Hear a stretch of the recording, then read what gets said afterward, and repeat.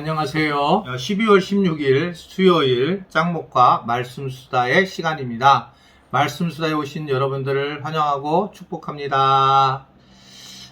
제가 한번 이거 소개한 적이 있는데요. 이것은 이스라엘 성지순례를 갔다가 장로님 한 분이 사주신 거예요. 이것은 이제 겟세마네 동산에서 사실은 이제 예수님이 기도하시던 그곳에 있는 나무, 그 나무에서 나무를 잘라서 만든 그런 기도손입니다. 네, 보이시죠? 제 방에 있는 건데 오늘 이렇게 영상 녹화를 하려고 이렇게 쏟아보다가 이것을 발견해서 다시 한번 이렇게 만지고 보게 되었습니다. 네, 참 감사한 부분이고요. 예수님께서 있었던 장소에 있는 나무로 만든 기도선. 네. 네, 감사합니다. 오늘 우리에게 주시는 말씀은 이사야 7장 18절부터 25절의 말씀입니다. 우리 하나님 말씀을 보시겠습니다. 시작. 그날에는 여호와께서 애굽 하수에서 먼 곳의 파리와 아수르 땅에 벌을 부르시리니 다 와서 거친 골짜기와 바위 틈과 가시나무 울타리와 모든 초장에 앉으리라. 그날에는 주께서 하수 저쪽에서 새내어온 삭도 곧 아수르 왕으로 내 백성의 머리털과 발털을 미실 것이요 수염도 깎으시리라. 그날에는 사람이 한 어린 암소와 두 양을 기르리니 그것들이 내는 젖이 많으므로 엉긴 젖을 먹을 것이라. 그 땅 가운데에 남아있는 자는 엉긴 젖과 꿀을 먹으리라. 그날에는 1000그루의 은 1000개의 가치가 있는 포도나무가 있던 곳마다 찔레와 가시가 날 것이라. 온 땅에 찔레와 가시가 있으므로 화살과 활을 가지고 그리로 갈 것이요 보습으로 갈던 모든 산에도 찔레와 가시 때문에 두려워서 그리로 가지 못할 것이요 그 땅은 소를 풀어놓으며 양이 밟는 곳이 되리라. 오늘 이 7장에 있는 말씀, 7장의 세 번째에 있는 말씀인데요. 이사야 선지자는 하나님이 애국과 아수르에서 적군들을 이제 보내서 파리떼와 벌떼가 사방에 내려 앉은 것처럼 유다 땅을 점령하고 약탈하면서 백성들에게 큰 수치가 임하게 될 것이다 라고 하는 것을 이제 예언을 하는 장면이 나옵니다. 그게 이제 18절 이하에 쭉 그런 말씀들이 나오고 있는 걸 볼 수가 있습니다. 그럴 때에 그 예언대로 이 북쪽에 위치한 아수르가, 그렇게 믿었던 아수르가 아하스 왕을 갖다가 이용을 하고 또 그를 믿고 신뢰했던 아하스 왕을 치려 결국 유다를 침공하는 그런 장면이 나오기 시작을 합니다. 그래서 이 유다의 남쪽에 있던 애굽 마찬가지로 세력을 확장하려고 하는 아수르에 맞서기 위해서 유다 땅을 갖다가 전초기지로 유다 자체를 괴롭히는 거예요. 어디서 많이 봤잖아요. 우리나라가 어땠습니까? 우리나라가 일본하고 청나라하고 싸울 때에 그 중간에 껴가지고 이쪽에서 전초기지로 삼고 이쪽에서 싸우고 이쪽에서 부딪히는 그런 모습이 유다의 모습이고, 우리 대한민국도 비슷한 모습을 가졌죠. 우리가 발칸을 품게 된 이유도 발칸도 이 나라에서 빼앗겼다가 저 나라로 빼앗기고, 1차 세계대전, 2차 세계대전은 사실은 서쪽과 동쪽이 싸웠는데 공산주의와 어떻든 민주주의가 싸웠는데 승리한 사람들이 발칸에 있는 나라를 가져가는, 뭐 진짜 이해가 안 되는 거죠. 굉장히 땅끝 같은 곳인 거죠. 어떤 사람은 뭐 제가 만난 분들 중에 어떤 분은 코소보에 있는 분이셨나?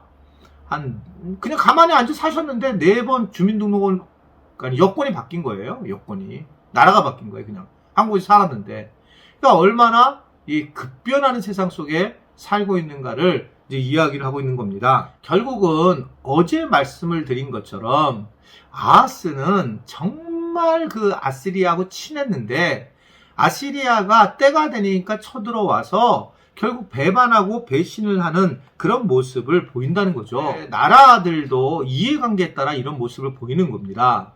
그러니까 일본과 우리나라도 마찬가지예요.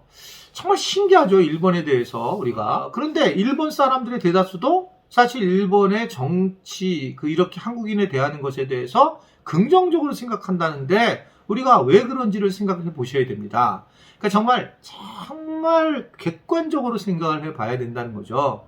그러나 나중에 보면 대부분 다 이해관계 때문에 그런 거지, 뭐 돈과 아니면 정치적인 어떤 관계들과 이런 것 때문에 그런 거지 본질적인 부분이 아니다, 이렇게 생각할 수가 있는 겁니다. 그러니까 물론 우리가 아벨을 너무너무 미워하고 아벨을 갖다가 결국 막 공격하고 그러는데, 아벨가 몸이 아파서 퇴진을 했는데 알고 보니까 아벨가 지금 뭐 금방 낫고 현재 있는 총리와의 관계가 되게 정치적인 암투에 의해서 그랬다라는 이야기도 와사다 대학에 있는 교수가 기고를 했어요.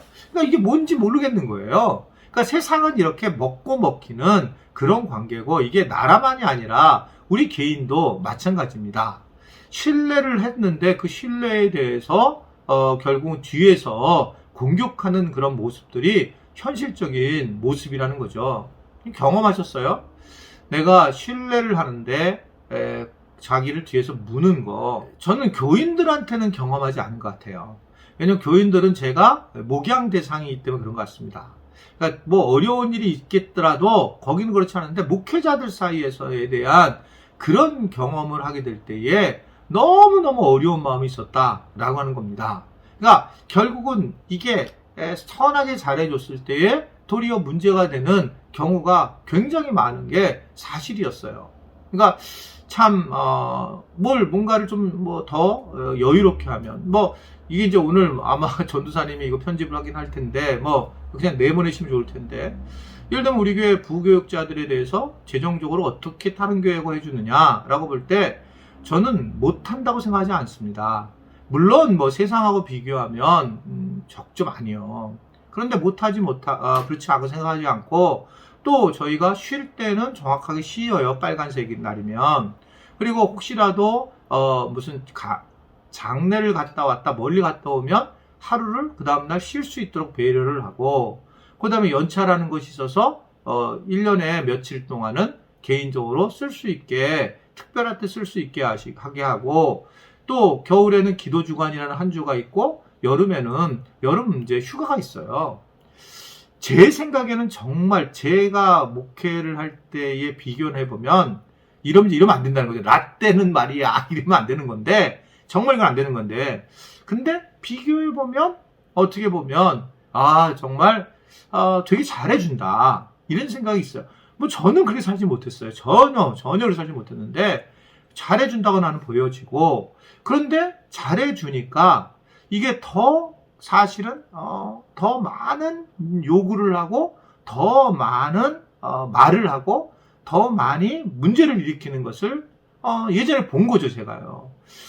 야, 정말 깜짝 놀랐어요. 원하는 대로 다 해줬는데 뒤에서는 다른 얘기를 하는. 그래서 사실 참 어려워요. 어려워요. 목회자들 관계가 정말 어렵습니다. 이게 저만의 얘기가 아니고 모든 담임 목사들의 얘기고, 아마 부목회자들도 어려우실 거예요. 그러나 제가 지금 뭘 말씀하고 있냐면, 신뢰를 하고 의지를 하게 되면 그것이 이제 사실은 어려움을 당하지 말아야 되는데, 어려움을 당하면서 현재 새로운 목회자들에게도 내가 이제 더 마음을 완전히 줄 수 없는, 사실은 굉장히 노력을 하고 애쓰고 있지만 쉽지는 않는 이런 것이 현실입니다. 그러니까 이런 이야기들이 지금 성경에 쭉 나와 있는 거예요. 아하스가 얼마나 상처를 받았겠을까? 진상처 많이 받았을 거예요. 하나님 대신 아주 철저하게 아시리아를 믿었는데 아시리아의 이제 공격을 당하게 된다라는 겁니다. 그래서 이사야 선지자는 유다 백성들이 침략을 당할 때에 어떠한 일을 겪는지를 오늘 비참한 상황을 딱 설명을 하는데, 막 정말 심한 수치를 당하게 될 거고, 그리고 털이 깎인다라고 하는 것을 얘기를 하고 있어요. 털이 깎인다는 것은 아시겠지만, 이 털이 깎인다는 것은 전부 다 자기의 그 명예, 어떤 가지고 있는 자존감을 다 빼앗기는 그런 상황이었다라고 하는 겁니다. 그러면서 이상한 말을 하죠. 한 사람이 소 한 마리와 양 두 마리밖에 기르지 못해도 남는 사람이 버터를 먹을 것이다. 이게 무슨 뜻인 줄 아세요? 정말 많은 사람이 오히려 죽어서 유다 인구의 상당히 많은 사람들이 줄어들 것이다. 그래서 그 인원이 적어져도 버터가 남을 정도로 사람이 많이 죽을 거라는 거죠. 코로나로 지금 죽는 그런 경우도 비슷한 겁니다.